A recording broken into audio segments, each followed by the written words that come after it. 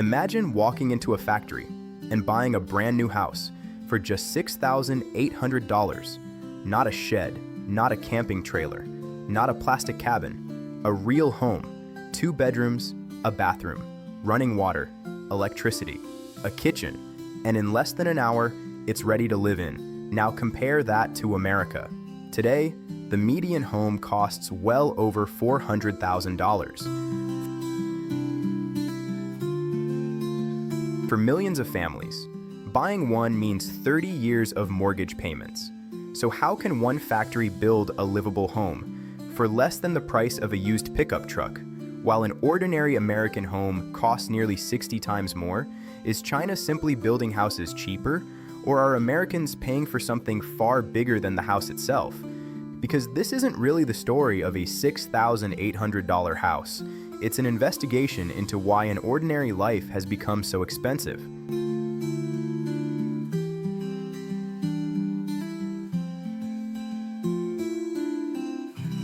The $6,800 house. Some numbers barely surprise us anymore. Another $1 million mansion. Another luxury condo. Another record-breaking home sale. Expensive houses have become normal, but $6,800 doesn't feel normal. It feels impossible. The first reaction isn't excitement, it's disbelief. Surely something must be missing. Maybe it doesn't include plumbing. Maybe it's just a metal box. Maybe it's only a shell. Maybe nobody could actually live inside. So we looked closer. What we found wasn't a fantasy, it was a factory. Inside, workers weren't building luxury homes. They were building hundreds of standardized modules: steel frames, insulated walls, electrical wiring, bathrooms, windows, doors, even entire kitchens. Most of the construction happened indoors, protected from rain, protected from snow, protected from delays. Instead of dozens of subcontractors arriving one after another, the house moved through the factory like a product on an assembly line. Every station added another piece, another wall, another pipe, another wire, until what started as steel looked remarkably like a home. The particular model that caught our attention measured about 37 square meters, enough space for 2 bedrooms, 1 bathroom, a small living area, a kitchen, nothing luxurious, nothing extravagant, just enough space for an ordinary family.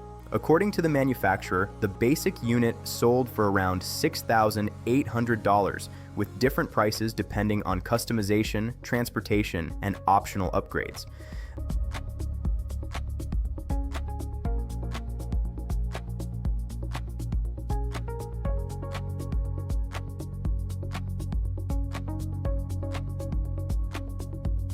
That wasn't even the most surprising part. Some simpler folding models cost even less.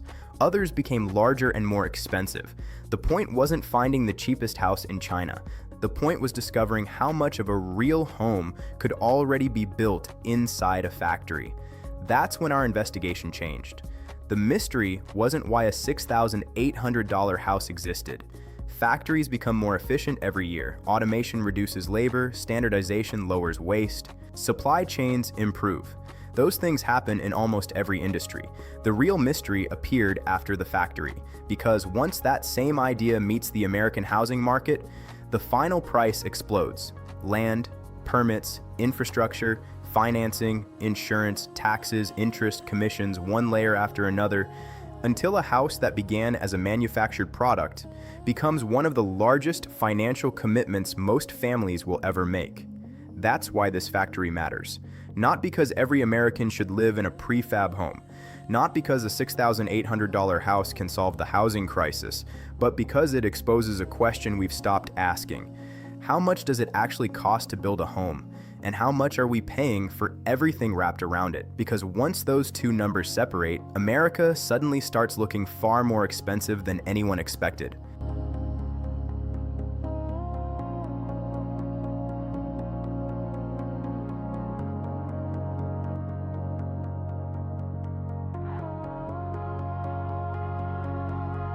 The price of a house isn't the price of a house at first. The answer seemed obvious.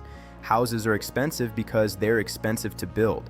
More materials, more labor, higher costs, case closed. But the deeper we looked, the less that explanation made sense. Because that's not what usually happens in modern manufacturing. Cars became faster to build. Televisions became cheaper to produce. Computers grew dramatically more powerful while their production costs fell. Factories improved. Automation expanded. Supply chains became more efficient. If almost every major industry learned how to produce more with less, why didn't housing become dramatically cheaper too? Construction itself has changed far more than many people realize. Architects now design entire buildings with software before the first foundation is poured. Factory workers assemble wall panels indoors instead of exposing every step to weather delays. Computer-controlled machines cut lumber with remarkable precision, reducing waste and saving time. Prefabricated roof trusses arrive ready to install. Heavy equipment that once required dozens of workers can now be operated by only a few.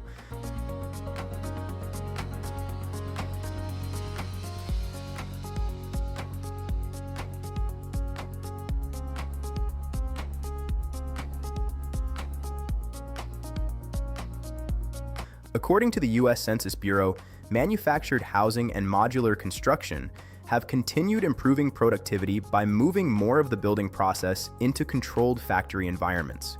In other words, building a house has become faster, more standardized, and often more efficient than it was decades ago. So why didn't the final price follow the same direction?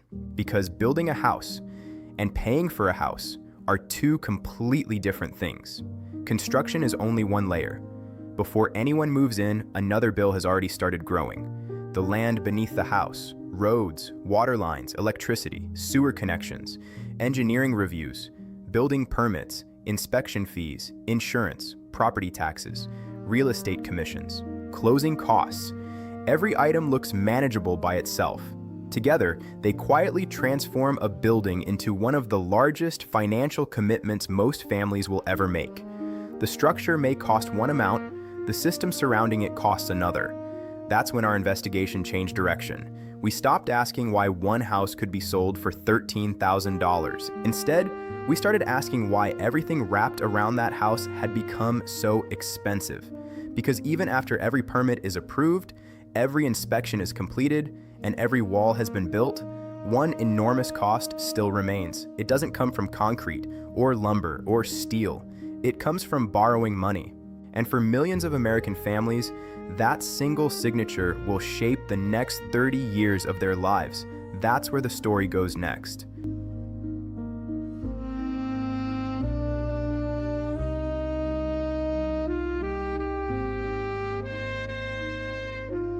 The 30-year promise. At this point, we realized something surprising. The deeper we investigated, the less this story was about houses. It was about time. Most American families don't buy a home with money they already have. They buy it with money they hope to earn over the next 30 years. The day they receive the keys, they're also making a promise to their future selves. A promise that they'll keep earning, keep paying, keep moving forward. Imagine two families buying the exact same house, same neighborhood, same floor plan, same bedrooms, same backyard. One family buys when mortgage rates are low, the other buys just a few years later after rates have risen. The house hasn't changed. The bricks are the same, the roof is the same, the kitchen is the same. But over 30 years, the second family may pay hundreds of thousands of dollars more. Not because the home became better, because the cost of borrowing changed. That's the first hidden lesson of homeownership. The price on the listing isn't the price you'll actually pay. It's only the opening number. For most buyers, the mortgage makes homeownership possible. Without financing, millions of families could never afford a home. But financing also changes the meaning of the purchase. Every monthly payment covers far more than the house itself.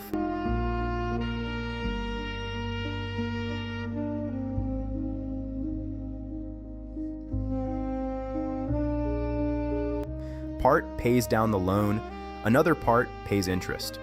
Then come property taxes, homeowners insurance, sometimes mortgage insurance. Depending on the loan, escrow payments bundle many of those costs together into one monthly bill. The house stays exactly the same. The monthly obligation doesn't. Over time, that payment quietly becomes one of the largest fixed expenses in a family's budget. Let's go back to Sarah and Daniel. Neither of them dreamed about owning a luxury home. They wanted something simple, a safe neighborhood, good public schools, a reasonable commute, enough space to raise a child. The house they found checked every box. Then the monthly payments arrived. Mortgage, property taxes, insurance, utilities, maintenance savings, one payment after another.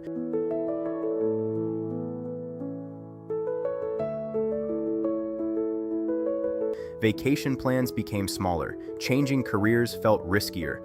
Starting a business had to wait, not because they lacked ambition, but because every major decision now had to fit around one monthly payment. The $13,000 house suddenly looked different. It wasn't showing us how cheap a house could be. It was revealing how expensive 30 years of financing could become. And once we understood that, another question became impossible to ignore. What happens after families finally own the house, but the cost of living keeps climbing anyway?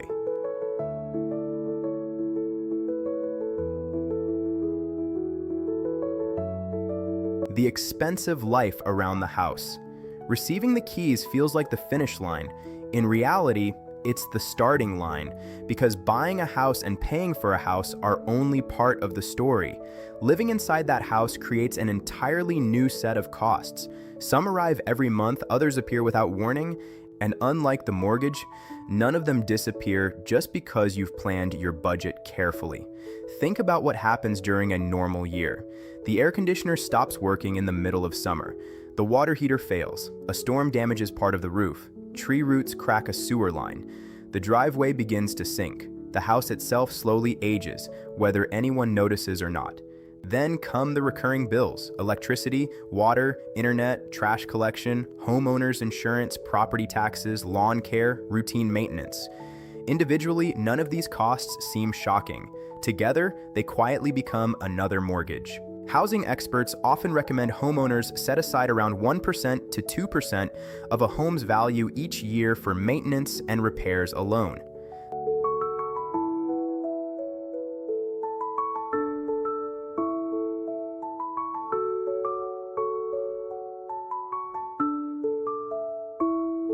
The older the house, the less predictable those expenses become. Sarah and Daniel didn't notice the pressure all at once. It happened gradually. One year, insurance premiums increased. The next year, property taxes were reassessed. Groceries became more expensive. Childcare consumed a larger share of their income. Their car insurance renewal arrived. Then a medical bill they hadn't planned for. No single expense changed their lives, but every increase arrived at the same address: the house. It became the place where every rising cost eventually showed up. By the end of each month, they weren't asking whether they could afford the mortgage. They were asking whether they could afford everything that came with it. That's when the $13,000 house revealed its biggest lesson yet. A cheap house doesn't automatically create a cheap life. If healthcare keeps becoming more expensive, if childcare rivals a second mortgage, if insurance, taxes, and everyday living continue climbing, then lowering construction costs alone can never solve the affordability problem. The house was never carrying the entire financial burden. Modern life was. And with that realization, our investigation changed once again. We stopped asking why houses became so expensive. Instead, we began asking a far more difficult question. When did simply living an ordinary life become so expensive?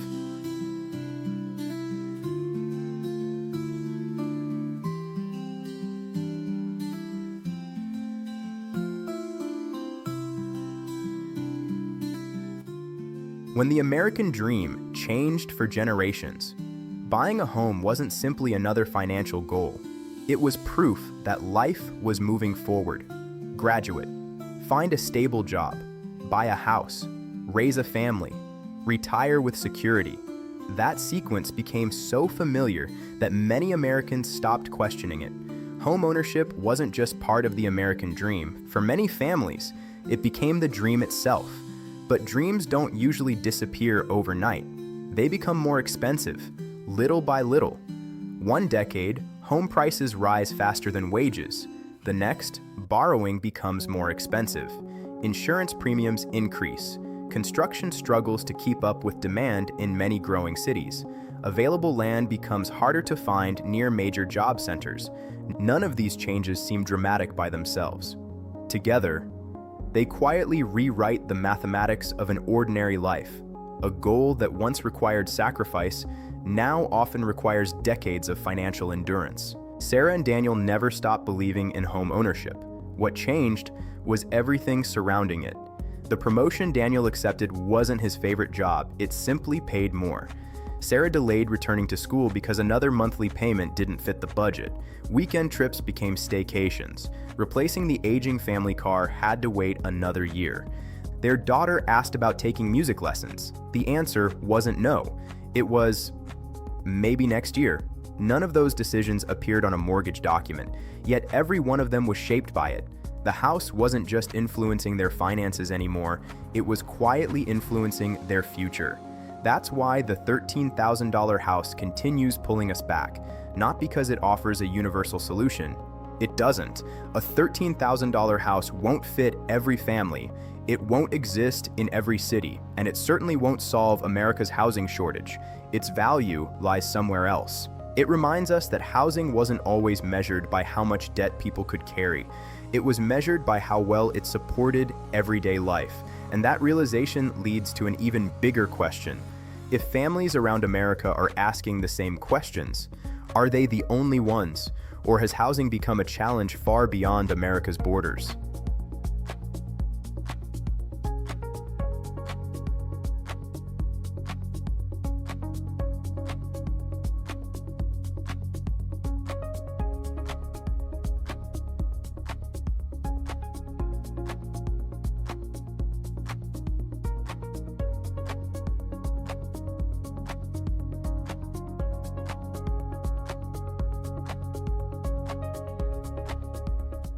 Looking beyond America by now, our investigation had grown far beyond one unusual house.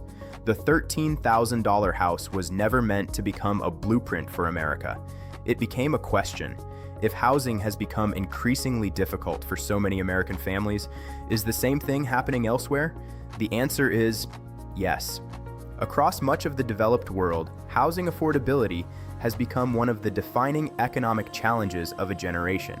Young adults are buying their first homes later. Many remain renters longer than their parents did. Governments debate how to increase housing supply. Communities argue over where new homes should be built. The details differ. The pattern feels familiar.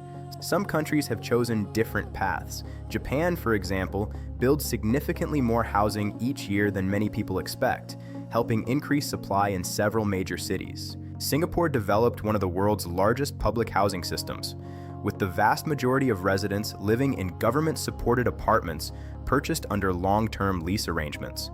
In parts of Scandinavia, cooperative housing provides another option between renting and traditional ownership. Meanwhile, modular and factory-built housing continues expanding in countries such as Sweden and parts of Europe, reducing construction time for many projects. None of these systems is perfect. Each reflects different laws, different cultures, different economic priorities. But together, they reveal something important. There is no single way to build a housing market. That realization changed the way Sarah and Daniel looked at their own future. They stopped searching for the perfect house. Instead, they started asking different questions.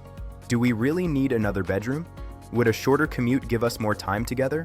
Would lower monthly costs create more freedom than a larger backyard? How much house is enough? For the first time, they weren't comparing themselves to other families. They were comparing every financial decision to the life they actually wanted. The investigation had quietly shifted from real estate to priorities.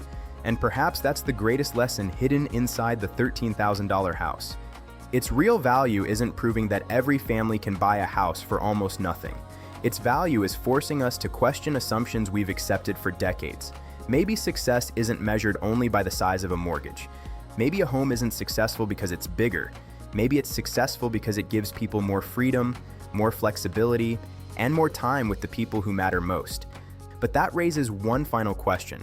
If a house is really a tool for building a better life, what are we actually buying when we spend hundreds of thousands of dollars to own one?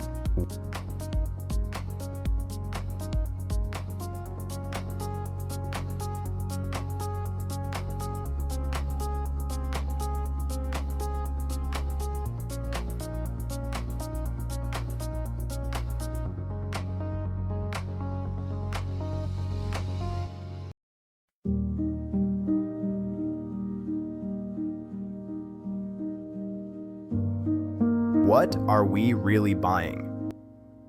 When we started this investigation, the $13,000 house looked like the mystery. Now it looks more like a mirror, because every question we've asked keeps leading to the same place. Not the house, the system around it. Construction was only one layer. Financing added another, insurance, taxes, maintenance. Then came healthcare, childcare, transportation. One cost stacked on top of another until an ordinary home became attached to an extraordinary financial commitment. Part of that price is easy to understand. Families aren't only paying for four walls and a roof, they're paying for safe neighborhoods, good schools, reliable infrastructure, shorter commutes, access to jobs, parks, hospitals, communities where children can grow up. Those things have real value. The problem isn't that people pay for them. The problem is that many families are now paying so much for housing that there's less room left for everything else. The house is supposed to support life. Too often, life begins supporting the house. Sarah and Daniel eventually noticed something had changed. For years, they kept asking one question: when can we finally afford a house? After moving in, they found themselves asking a different one. What kind of life can we still afford after buying it? That difference changed everything. A larger house no longer automatically felt like a better choice. More debt didn't automatically mean more success. The goal wasn't owning the biggest home they could finance. It was owning a home that still left room for savings, room for unexpected emergencies, room for family dinners, room for weekends together, room to make choices instead of simply making payments. That's the lesson hidden inside the $13,000 house. Its greatest value isn't its price. It's the question it forces us to ask.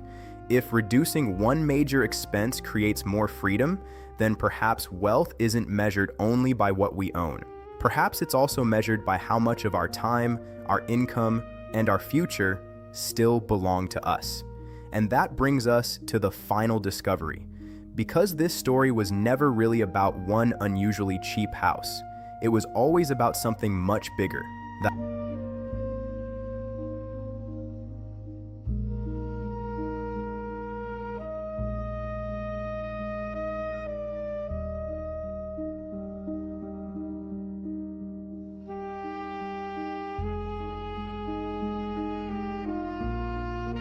house was never the story. When this investigation began, everything revolved around one unbelievable number: $13,000. A number that seemed to challenge everything we believed about housing.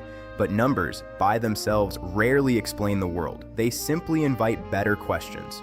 The real discovery wasn't that inexpensive houses can exist. Examples like this appear under different conditions, in different places, and for different reasons. The real discovery was that one small price tag exposed a much larger system hiding in plain sight. The $13,000 house became our hero object. Not because it represents the future of American housing, and not because every family should search for one. It mattered because it separated two ideas we've spent decades treating as the same thing: the cost of building a house and the cost of owning one. Between those two moments stand land prices, infrastructure, permits, financing, interest, insurance, taxes, maintenance, and the rising cost of everyday life. None of those pieces alone explains why housing feels expensive.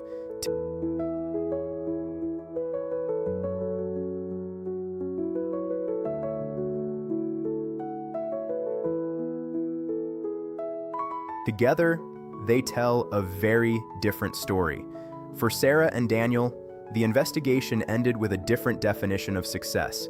Not the biggest house, not the newest neighborhood, not the largest mortgage a bank would approve. Instead, they wanted something simpler. A home they could comfortably afford, time to eat dinner together, money left to save for their daughter's future, the freedom to change jobs if life demanded it, the confidence that one unexpected bill wouldn't erase years of hard work. The house didn't become smaller. Their definition of a successful life became clearer. So perhaps the greatest belief shift isn't about housing at all. It's about the purpose of a home. A home was never meant to consume a family's future. It was meant to protect it. The $13,000 house reminds us that extraordinary examples have the power to challenge ordinary assumptions. Not because they provide easy answers, but because they force us to ask better questions. And perhaps the most important question is this: if an ordinary life keeps becoming more expensive, should we continue accepting that as normal? Or should we finally start asking why? Because in the end, the house was never the story. The price of an ordinary life was.